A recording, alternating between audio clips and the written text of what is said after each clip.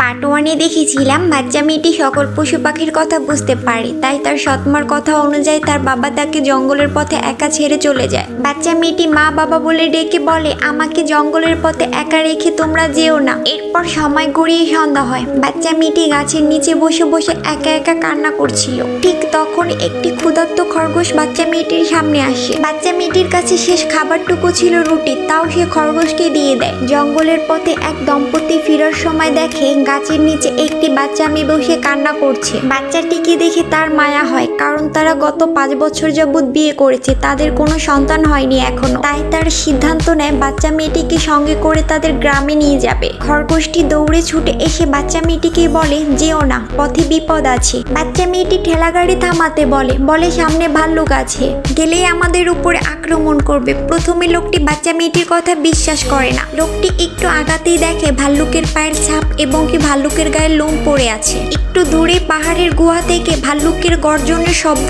আসছে। এরপর বাচ্চা মেয়েটির কথা তাদের বিশ্বাস হয়। বাড়ি ফিরে দেখে পরের দিন সকালে তাদের পোষা কুকুরটি অনেক অসুস্থ হয়ে পড়ে আছে।